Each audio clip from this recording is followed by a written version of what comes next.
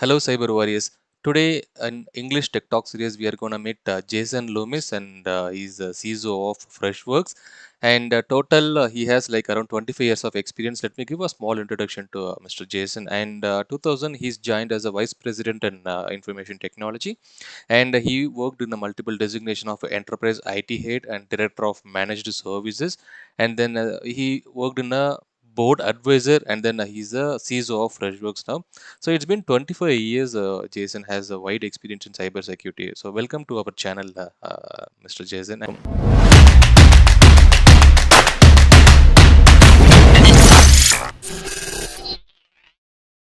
And the question we ask over here, so it is from our channel. So the channel name is cybervoyage. Let me give a small introduction about cybervoyage. Cybervoyage is a channel. So 2021 we have started for a cybersecurity education to bring more insights from an experts in a native language. Then later on we're expanding it to English and to reach the global audience.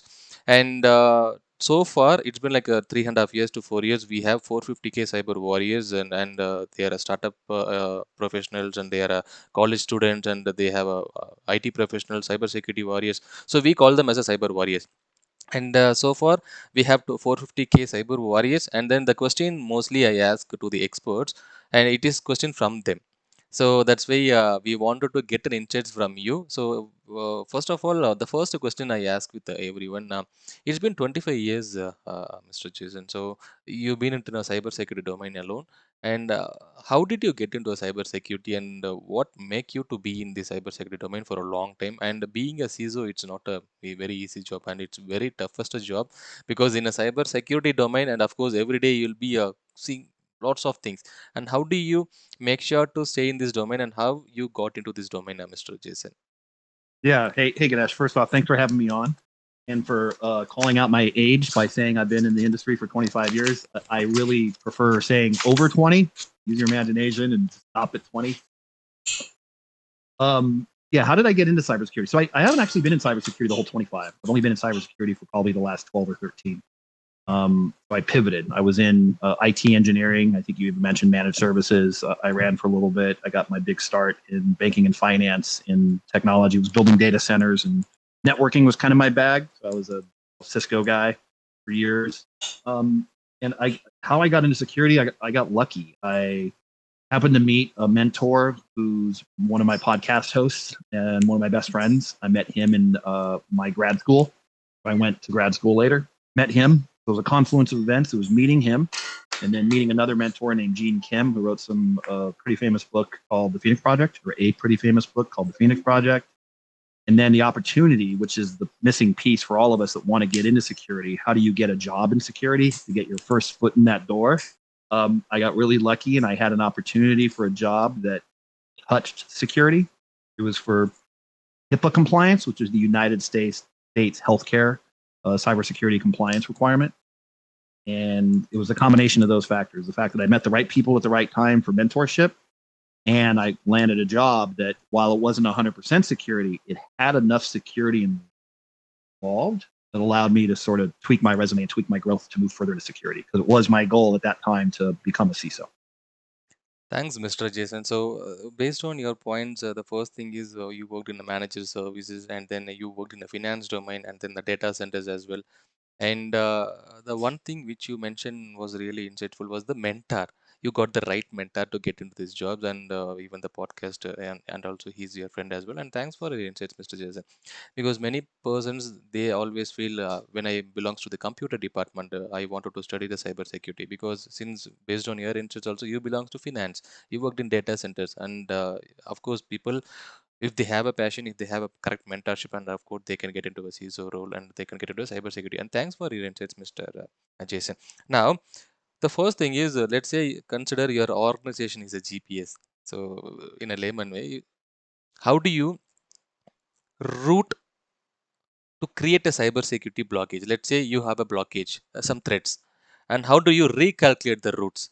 Let's say your organization is a GPS system, and there is a road which you keep have a multiple process and technologies in your environment, and there is a blocker. And how do you recalculate that? And the blocker belongs to the threats. It could be any threats. And how do you recalculate that the GPS route as an organization, Mr. Jason? So let me hear that you're using an analogy of my company being a car and or being the GPS system itself. Exactly. So it is a GPS, and your company, you have a blocker. So it could be a threat. And how do you recalculate? How do you recalculate? And you will be doing other road that map would show, right? Oh, How do you recalculate that? a few different ways. I wouldn't even assume that recalculation is the only way to go. So for one thing, these are ideas about, well, how do you put in, we call them controls in cybersecurity. They're things like having a password. That's a control. It's an authentication mechanism. You have firewall. Probably heard of those terms. It's to block bad things from happening. So when you look at this blockage, the first thing you do is you need information. You need to identify what the blockage is. Is it a roadblock for construction?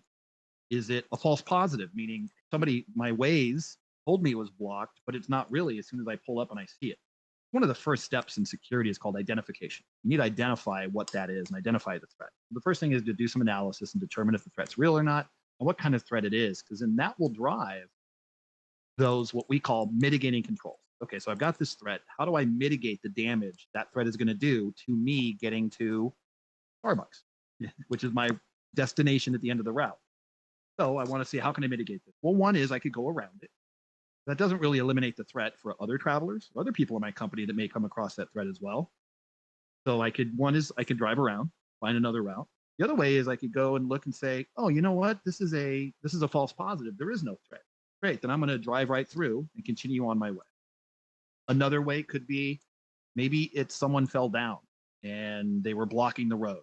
Well, maybe I could get out and help them and get them out of the. Even better, which we do in cybersecurity, is maybe we own the road and there's a big pothole, a big hole in the road. And we realize, oh, wow, this hole in the road is blocking stuff. Let's go fill the pothole and make it better for everyone. Bring in some engineers to help with it. And now we've mitigated the damage that it can do because we filled it, and it's a lot better and safer, and we can drive across. There's a bunch of different ways to tackle that in security. Thanks, Jason. So you given a top three approach. It was a good one. So first thing is the identify the blockers. You told if we are in an organization, so first thing there will be a melee blockers, but which one is to really impact to us? So first thing is you mentioned the identify the blockers, and second thing is what kind of blockage it is. And there will be a multiple things. Sometimes there will be a false positive. Sometimes there are lots of things will be happening. And second thing which you mentioned was what kind of threat and what kind of blockage it is. And third thing is if there is a team, if they are they feel like they have some blockage, we own them. So you mentioned we own the process, and then we will help them. So this is what which we can implement a security controls, and it was a very good insight suggestion. Now the follow up question. November month, we have heard a news in Freshworks. There are some kind of a bunch of layoff, and now, as a cybersecurity, when we are going to innovate, because we heard a news not only Freshworks, we heard a news of multiple organizations they are doing a layoff, okay, for a digital transformation, and then that layoff which happens for a reorganization structure as well. Now in an organization, and based on the news which we see, like 13% of employees they go in terms of cost cutting, and 600 plus employees are going for the digital transformation. Now for a cyber security, how do a CISO balance between the security and the speed for a digital transformation? Now, how do we balance those things? Because let's say we have a your team might having a cyber security team will be having a 10 resource or 20 resources. But when the layoff or the cost cutting comes, how do we balance this situation? And are we really impacted, or else whether the cyber security persons are really going to impact, or else any digital transformation that is going to impact on this balance speed and the cybersecurity process, Mr. Jason? Yeah, that's a really good question. So it's the same way that I have to manage constant resource allocation across an ever evolving threat landscape. Whether that resource is people, process, or technology. It comes down to those three things. Everything in cybersecurity starts people, process, and technology. People and technology usually cost money. They cost resources. They cost training. They cost time. They cost implementation. There's a total cost of ownership with both. So I constantly, as CISO, you have to manage. Okay, here's all the threats. Here's all the bad things that could happen. How do I try to do my best to prevent those? Because security, if you give me an unlimited budget, I can put a company out of business. You can never be 100% secure. You are always going to carry risk, called residual risk. You're always going to have risk, but it's a balance of how much risk does the company want to take on and how much do we not want to take on. So it's a constant battle. So at times when we're pivoting, as business needs, it needs to adapt and grow. We realize, oh, hey, I've been building. Trying to think of a good analogy here. I've been building cars that run on coal. Why am I building a car that runs on coal? We need to pivot. We need gas, and actually electric is even better. So let's stop building coal cars. So that happens with companies where, what, our entire manufacturing plant is building these cars that ran on coal. We no longer need. So we try to reintegrate those people into other teams, and sometimes you can't. Sometimes companies do like layoff like this. So the best I can do is pivot and find where I can either apply those resources or I need to stop protecting coal cars because, hey, it's something. So sometimes things drop off your risks because you're no longer supporting them and things get added on. So it's a constant battle, and you can't do everything. I can't. I have to prioritize. I have to prioritize and look at what are the biggest risks and how am I doing my best to mitigate those. And that's my conversations with my bosses, with the board of directors. Like, hey, here's our risk landscape. Here's what I'm doing to mitigate. Here's my current resource allocation. Here's the people and technology you've given me. Sometimes I ask for more. Sometimes I ask for less. Thanks, Mr. Jason. So the insight was very great, and it was everyone can understand in a real-time situation was the people, process, technology, and then you have given a statement of the money and time implementation, because people and process required money, and the transformation part and the implementation part, money is required. And for all these insights which we take, it is the prioritization. So that is also you mentioned we have multiple resources for a cyber security. Even 100 resources or 20 resources are there, are 100 persons are working for our team. But when it comes to the prioritization and the risk, and whether all those 100 people are required for our team, if we can cost cut, let's say we have like 20 plus resources or 100 plus resources. If we are taking out 20 resources and keeping 80 plus resources, and for the 20% resources cost which we can implement in a technology, where which we can get a revenue with the technology with the 80% resource, but the 20% resource that you also mentioned, which they can able to fit in other domain or other resources. If not, then of course the layoff will comes in. And thanks for your insights, Mr. Jason. It was a very good insight. If I can add to that too, the analogy of the idea that cybersecurity risk is just one aspect of business risk, or we call it enterprise risk. If a company can't, think of it as a human body, if the company can't breathe oxygen, which is cash and sales and revenue, that's the oxygen coming in, and it can't digest its food or eat, think of that as cost savings. Like if it can't do these basic functions, those are a much larger risk than like the company will go out of business if it doesn't achieve those goals first. It could care less if a cybersecurity risk ranks really far low down the road. So the organization needs to take all risk into account. Mine, cybersecurity and even privacy risk are just one aspect of a larger picture of risk. So a lot of people go, wow, why are you touching security? Why is security? Some people may experience a budget cut in security. Why are you cutting security's budget when we're at risk? Well, probably because there's much larger risks to just the very life of the organization that it can sustain itself. Thanks, Mr. Jason. And following up question for the enterprise risk which you mentioned, because most of the organization they don't see security as a, they don't allocate budget for a security as well. Now, of course, there is a blocker. How do you convert cyber security from a blocker to a business enabler? And what thing that you will take it forward? And as a CISO, your insights would be valuable for us, Jason. Yeah, man, that's a question often you hear asked a lot, and I'm probably not going to give an answer that anyone. Most of the time, you don't. And good companies, good boards, good executives understand that because it is not typically for 95% of what cybersecurity does for an organization is not a revenue generating function. We don't generate revenue unless you're Okta or a cybersecurity company and your product is cyber. Right. And building good security products is part of your DNA and what you're actually generating revenue. Large majority of us, no, it's never, it's a cost center. So this idea that people go, oh, you have to pivot your roadmap and your thing of showing how you're delivering value to the business. It's pretty simple. I'm a risk reduction activity. You have three real primary goals with any organization. One is to make money, that's revenue, sales. The next one is to save costs, raise that revenue in the most efficient way possible. And the third pillar is reduce risk.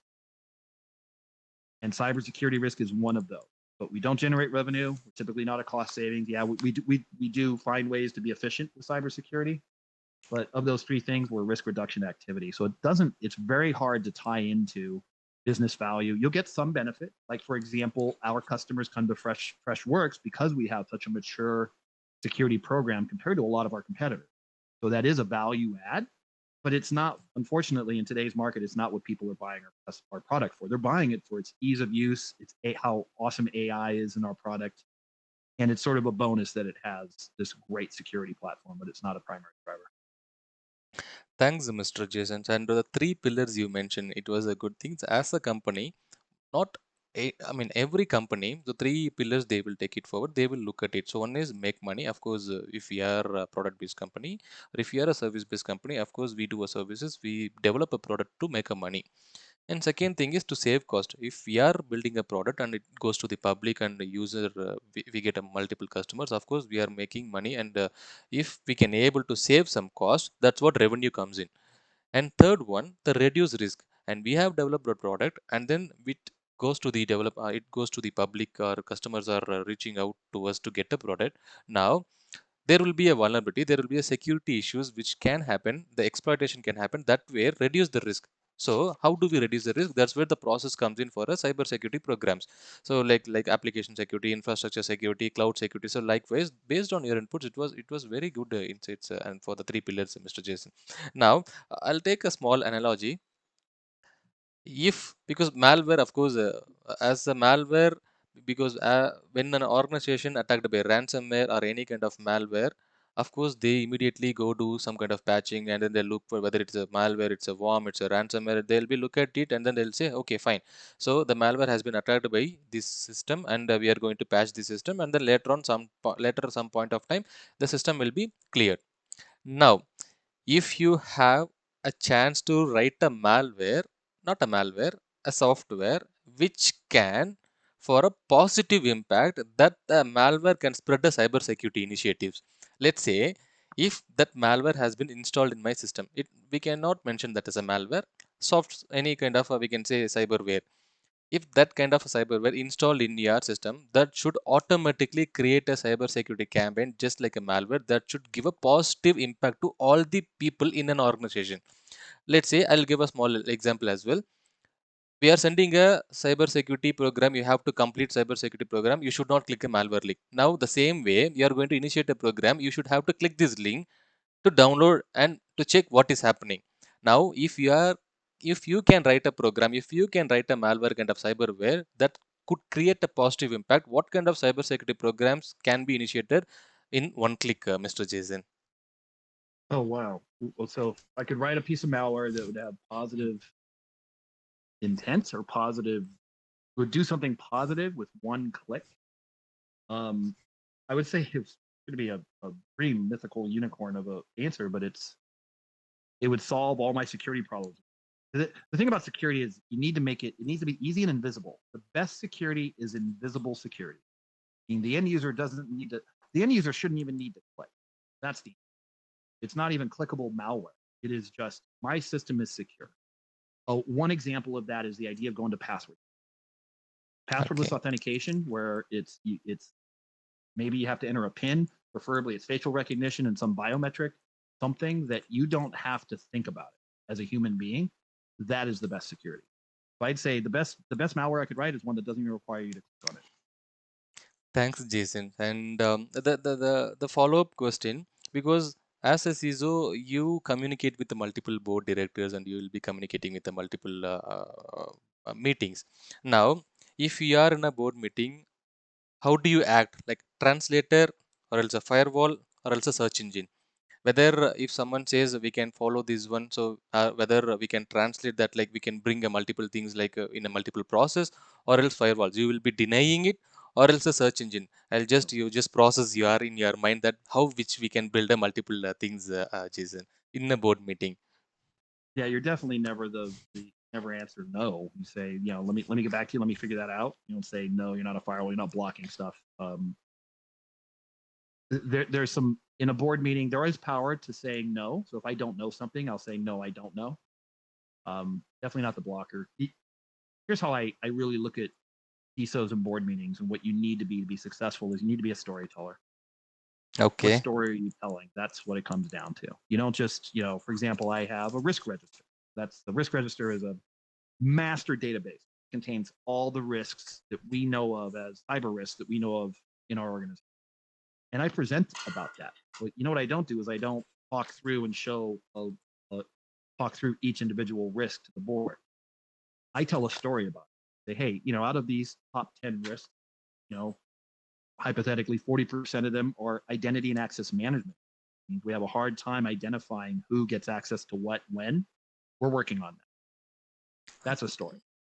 Telling them that, hey, my Okta environment has 58 admins who aren't authorized to use systems isn't a good story. So for board, it's all about the story.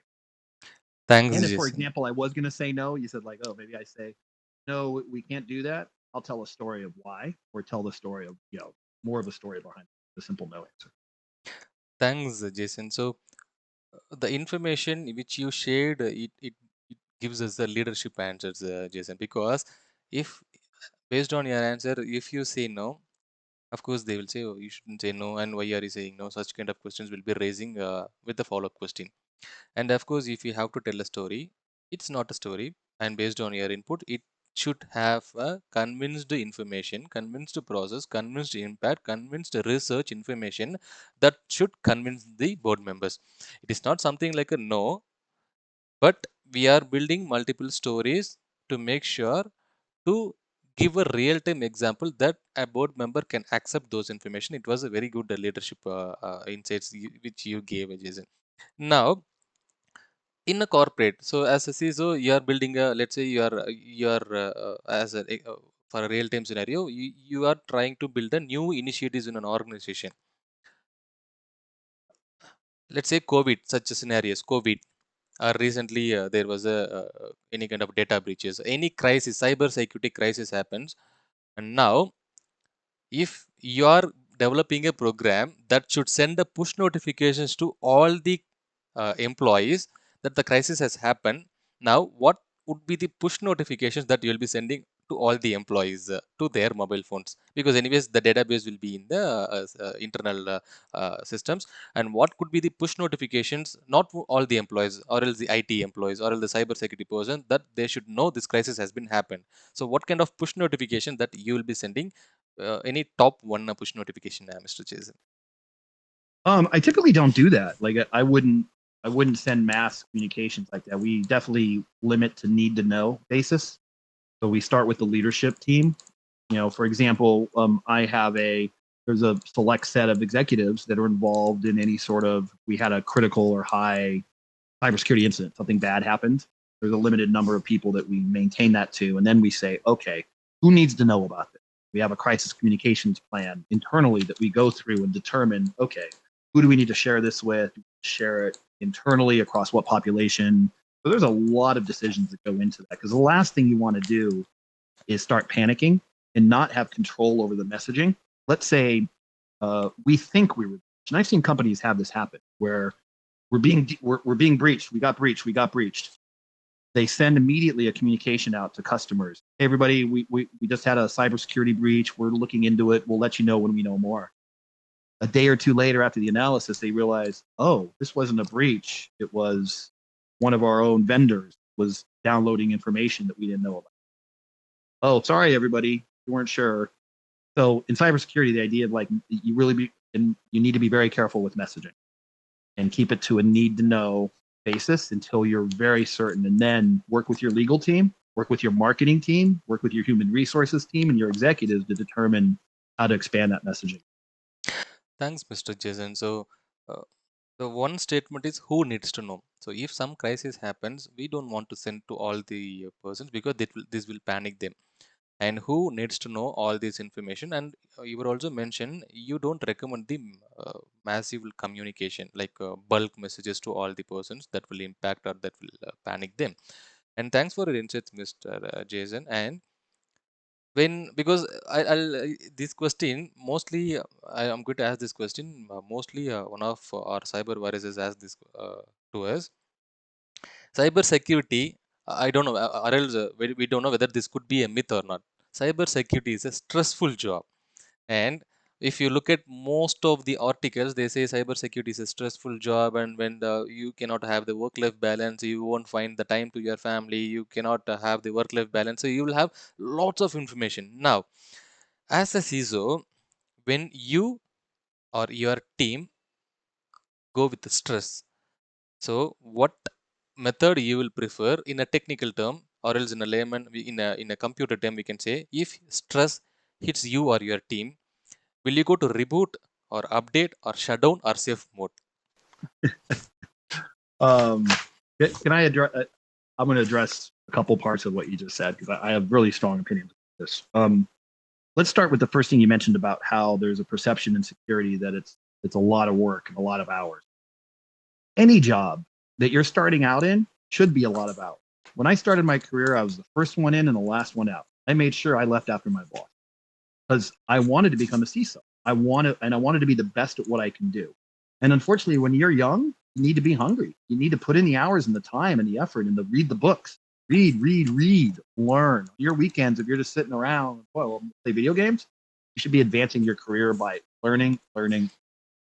So for the hour thing in the beginning of your career, yes. Even later in your career, I work about 55 hours a week. I love my job though. So if you want to become a CISO, it's a great job. Stress. Let's talk about how to handle stress. So I'm pointing at the audience, you control your own stress level. Nobody tells you to be stressed out. Nobody's doing this to you. It's in your head of how you take it. It took me a few years to learn that. So the first couple incidents I'd had when I was young and stupid as a CISO, freaking out on the sky's falling, the world is ending, I can't handle this, but we got to get this done now. And now I'm more like, if you're familiar with surfers, they have a very kind of casual attitude. I'm more like a surfer. Hey man, we'll figure this out. We're a good team. We got the skills. We'll get there. We may not get there in 5 minutes. It may take an hour, but we're going to figure it out. And it's that you're the one, you are fully responsible for the amount of stress you allow yourself to have for the. You want some good stress breaking activities? Go look at your kids. Go spend time with them. Realize, you know what? There's about 58 million more important things in this world than your job. They're your family. They're your friends. Some of the relationships with your coworkers, human actual contact, not staring at a computer screen and protecting some company that makes millions of dollars from being breached. Yeah, it gives us fun and joy working that.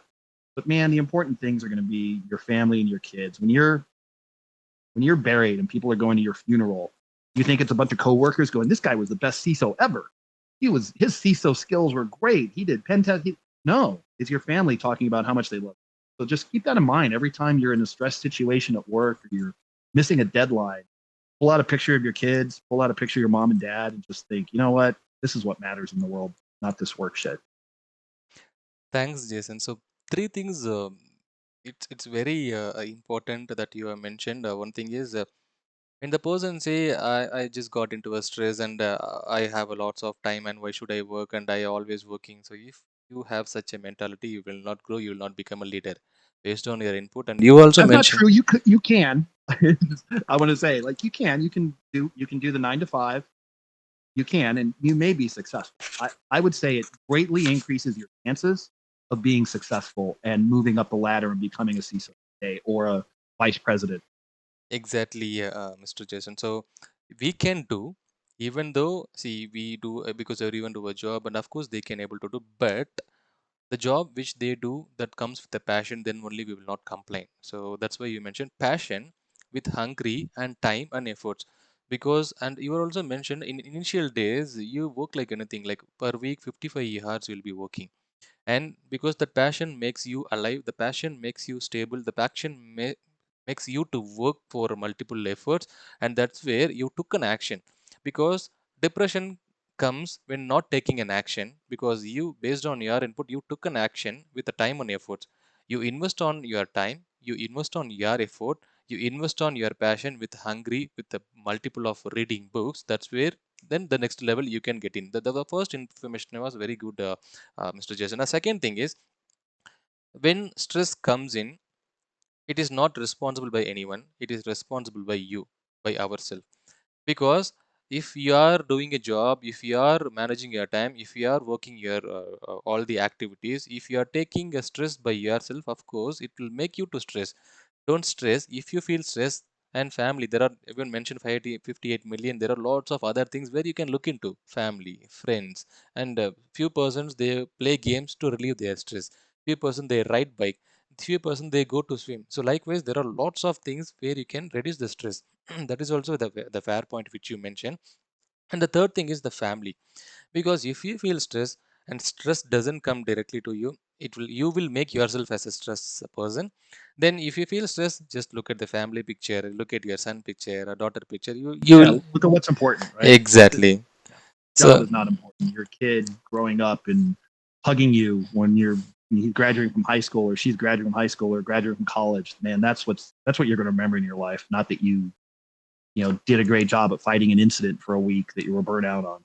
So, yeah, I agree. I ex- agree with myself.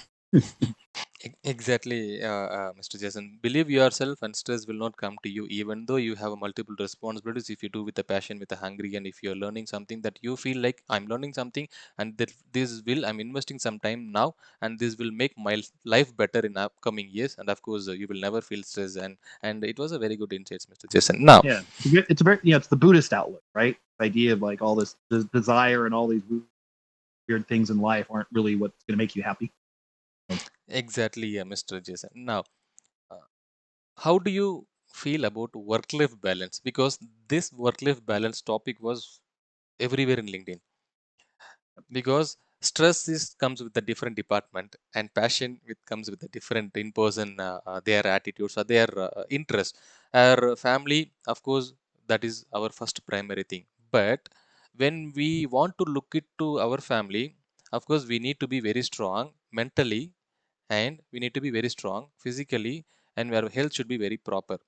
And now the stress, why I mentioned this word war, because in LinkedIn everywhere, I don't see work-life balance. I don't see, I don't know what is work-life balance is. I don't know to follow work-life balance. At the company where I work, I never seems like I did not get any chance to work with, I mean, spend time with my family. Now, to everyone, if they complain about work-life balance, what tips that you can give? Work-life balance is not something like you have to manage your time. The work-life balance is something like you need to follow these 5 methods or 5 things so that you will never complain about anything. So which one you prefer to be a work-life balance, and whether is there anything a term called work-life balance? Is there anything a term called such a term, Mr. Jason? That's a good question. The work-life balance. I think one of the ways to have work-life balance is with boundaries. Setting that, hey, when I'm at dinner with my family, my phone is off, my computer is off. I'm dedicating my time to the experience of that, and as best you can. Now, I know I mentioned earlier too is when you're young, you're hungry. You might have to work on week. You not have to do work, but you're learning, you're educating, you're reading books. And maybe sometimes you are putting those extra hours. So yeah, it's up to each individual to manage it best. If you feel you're getting burnt out, make sure you take. Oh, the other, yeah. So second tip. First one is boundaries. Second tip is take your vacation time, and on that vacation time, sign off. Now, if your boss is adamant that you're available on your vacation, I kind of disagree with that. I think it should be your time, and try to do your best to fight back at that, to give yourself that time to mentally unwind and remove yourself from the stress or from the work. I think that's another tip too, is make sure you take your vacation time and use it as a vacation. Thanks, Mr. Jason. So the 2 point which you mentioned was set the boundary and take a vacation. Because last week I was looking at a couple of articles, because few persons they committed suicide because of stress, and they are not open, because few person they think themselves whether should I go to speak to my manager, should I go to speak with my team. So likewise they think themselves, they become themselves stress, and they become themselves to be an anxious, and they got into a depression mode. Based on your inputs, and you have clearly mentioned, set the boundary. If you are going for a dinner, and tell them like I'm just with my tender, I cannot take the calls, and then they will give you a time, because every human, they will respect you. The first thing is set a boundary and take a vacation. So even if you go for a vacation, just inform. That's what you mentioned. Inform with your team leader, inform with your manager, or with your upper management. Tell them like that you are going for a vacation, and these things, if anything required, I can reach out to you. And if something not required, then I will enjoy my vacation, because the vacation time will make you peaceful. Then that's where the stress automatically goes out. And it was a great input, Mr. Jason, because most of them, they are very introvert. They speak very good, but they don't speak with their manager. If they can open their communication itself, the problem will get it sorted out. Because the article which I mentioned is, they are in many confession articles, they always mention, see, I have this much of problem, I'm very scared to open with my manager, I'm very scared to open with my team leader, or something like that. If you open, if you set a boundary, if you take such a situations, it's each one's responsibility for your health. No one will come and no one will ask for it. And it was a very good insight and input, Mr. Jason. For every Yeah. individual, they have, yeah, tell me, Mr. Jason. Well, communicate. You said like Yeah, communicating with your leader, your manager, your team lead. Communication is key. You know, you need to openly communicate. Hey, here's my expectations when I'm on vacation. Shit, I'd even lie and tell them you're somewhere where there's no cell phone. Unfortunately, I'm taking a vacation. I got no cell or internet. I'm on a canoe in the middle of the Indian Ocean. Not going to be around cell. Sorry, I'm gone for 3 days. Bye. exactly, Mr. Jason. Open communication. So be open and be transparent, whatever it is. Build a trust, because open communication is something like a build a trust because of your input, and the trust will build automatically when set you a boundary. And of course, when you have the individuality, or when you have this much of trust, you can create open communication like that, Mr. Jason. And it was a very good, Jason. Thanks for the insight as well.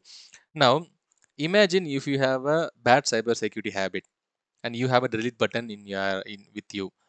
Which cybersecurity habit you will delete it, and you can reinstall later? What bad cybersecurity habit? Yeah. I still probably have this. I'm way better at mitigating controls around this bad habit. I will let my emotions get involved in some interactions with people, and that's bad. Like, you should never, for one thing, don't judge, don't assume you know that person's story or why they're saying what they're saying. So in security, we'll have people that maybe push back on our controls or come up with a reason why they can't do it, or push deadlines, and not letting ourselves, like I talked about earlier, about that idea of Buddhism and Zen, of not the stress. It's all in my head. It's all me. It's nothing they're doing. It's that continual practice of, don't assume you know why they said that or why they interacted that way. Maybe they're having a bad day. They, they found out somebody in their family died. You don't know. So always having positive intent from other people, that their intent is positive, and assuming that is the right way to go. And to be honest, one of my bad habits still to this day is nobody knows I have this problem, because I'm very good at fixing my own brain internally to not do it. But I'd say that's the bad habit. Always assume positive intent from anybody you're working with. Exactly, Mr. Jason. And even I've gone through this situation a few months back, because there was a discussion happened with my manager, and they don't know what was happening with me, but my mentor was died. And but I couldn't able to control my emotion because of my mentor died. And of course, the same situation which you told was, so he might have suffered. So that time, after the emotion, I felt like, why did I speak like this? But this is what, something, when emotion comes and we don't know, the other person might be having a bad day, the other person might be having anything, we don't know what's happening in their life, and we have to control our emotion. And even that you mentioned the bad habit, and of course, even I have gone through that situation also, Mr. Jason. And of course, as a human, Okay, so I'm not the only one. exactly, Jason. So, as a human, of course, we all belongs to the emotions and these things. And when you say, I thought I'm not the only one, I have done, and I was thinking like, why did I did? And I was feeling like, after it's like 30 to 20 seconds. But after that, I felt, why did I behave like this? I should be very humble. Then, but of course, every humans are like that. I guess, Mr. Jason. And thanks for your insights, Mr. Jason. And it's been 45 minutes that we had connect, and we have multiple insights from you. The last question I wanted to ask, and we need your advice for a people, for a student, for a professional. Let's say for a student who completes their college, how do they want to get into cybersecurity and which domain they want to choose, which education they want to choose. This is for students. And for a professional, the people who are in the technical, if they want to change the leadership, what is your advice to make technical into a leadership? Now the people who wants to change techno management, they want to be in a management, they want to be in a technical. So for all these different categories, what inputs that you can suggest, and we need your expert advice as well, Mr. Jason. Okay, that was a three-parter. First question was people out of college that kind of, or people that are new that want to get into cybersecurity. Yes, The second one was people that are technical that want to get into management. leadership, And then exactly. third, leadership. And the third one was people that are in leadership that want to go technical. Techno leadership, techno management, they wanted to be in a technically strong, and at the same time they wanted to be in a management as well. Let's start with the student. Um, assuming you already have a degree in something, pretty good. Go get certifications, because nowadays it's just a sort of a stamp that you need. And look for internships. Do home hobby. So any kind of capture the flag, which are like things that you can do, like you attack it's these competitions. Do that. Build your own environment at home. Build a Kali Linux box, which is a famous pen testing and defense security package that you can buy and play with a bunch of tools to get experience. And then, to be honest, if you have any experience at all, if you worked in the computer lab at your college and you installed antivirus, list that on your resume. Installed antivirus, worked with antivirus. There's ways to not lie in your resume, but float up anything and everything to do with security. So it's the forefront of your resume. So it looks like you have security experience. Here's the best advice I ever got from a former CTO of mine. Fake it until you make it. When my first job as CISO, I had no idea what I was. No clue. I didn't tell anybody. So yeah, PCI, I know that. I can do that. Sure. It's a credit card certification for security you need to get. And you know what? I made it. Have faith and confidence in yourself. Your biggest important part of your coming out of college is to get your foot in the door. Get that interview. Then and get the job. Then you prove yourself. Getting that job is the hardest. All right, let's talk about technical people wanting to go into. In fact, this is for everybody, not just those people, but especially for those people. It's the human and the communication skills and the management skills that catch you up. And that means being able to communicate, learn how to read and write well, learn how to tell a story, learn how to use analogy when you're talking about technical. That's the key. Explaining technical, like I talked about the board, I don't explain the technical controls and this did, and I have this VPC with this security gateway that allows this firewall rule. I talk, yeah, we got some bad stuff happening. Think of it like a pothole in the road and we need to fill it. Use analogy, use storytelling. The soft skills are going to get you way further in your career, whether you're technical or not, than the technical skills.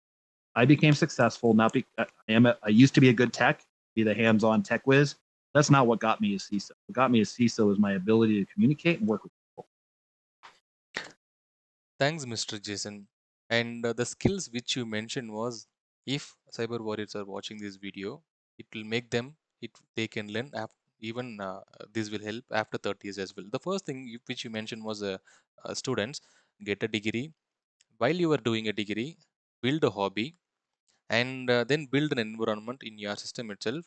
Install Kali Linux, install VMware, or do any kind of activities. Go for a CTF, try hack me, hack the box, Valham. You just go with anything, just play on them, and then you make sure whatever you do, even installing an antivirus in a college laptop or college system, keep that in a resume, so that when you are going for an interview as a fresher, if the person sees installing an antivirus, they will deep dig on antivirus part alone. If you are very good at it, you get a ticket for a job. And it was a very good insight, Mr. Jason, because not most of the person, they don't do it because they feel like, is this a skill? Yes, even installing an antivirus is a skill. Even installing an antivirus in a remote, that is also a skill. And even installing an antivirus, downloading an exe file and make that as a compressive file, and make that compressive file into some other cap file, and send those files into a multiple technical medium, and then sharing that in an internally and downloading it, it has a process. And student who does it, they have a skill. and that skill corporate needs it, and that skill CISO looks at it, because that's where the skills automatically grow you up. Because when you are learning something, of course you are putting an action, and when you are putting an action, you see some results, and when you see some results, that's where you put in a resume, and when we see the results in resume, then we will take it forward. So it was a very good insight, Mr. Jason. And the second thing is the communication and management. It was a very great insights that we got from you. If in a boardroom, hey, there was a file and there was a system and there is an SQL injection, and where 1 equal to 1 and union and the SQL blind based SQL injection, and if you say such kind of technical words, and they say, why should I care about it? What could be the impact? Give me the story, and or else the analogy. So you it's not a story, and it should be correlated with the real time scenario. When we have a problem, this is a solution, that the solution we need to make it with this kind of an action, then solution automatically comes in, then immediately we get a soft skill to make sure how we are building a story and analogy with to communicate the leadership team.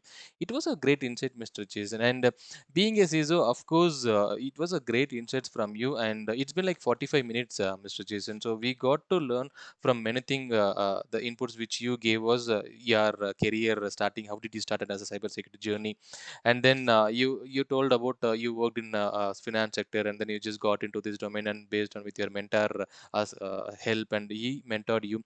And then you mentioned about the controls, firewalls, and which could be the blocker for an organization.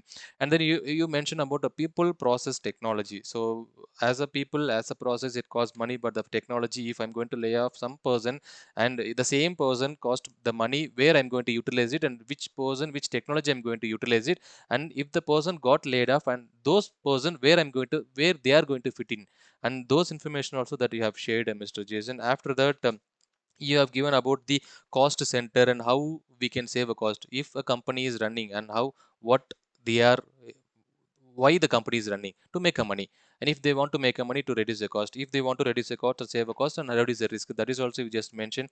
And after that, you've given like the stress management, how to manage stress, and how to make sure to manage all these things, and how to take an action to be not in a stress mode.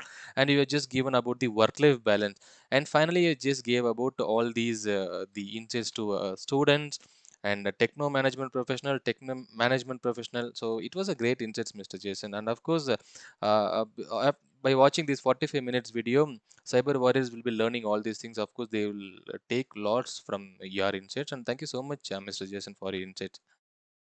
Thanks for having me on, Ganesh. It's been great.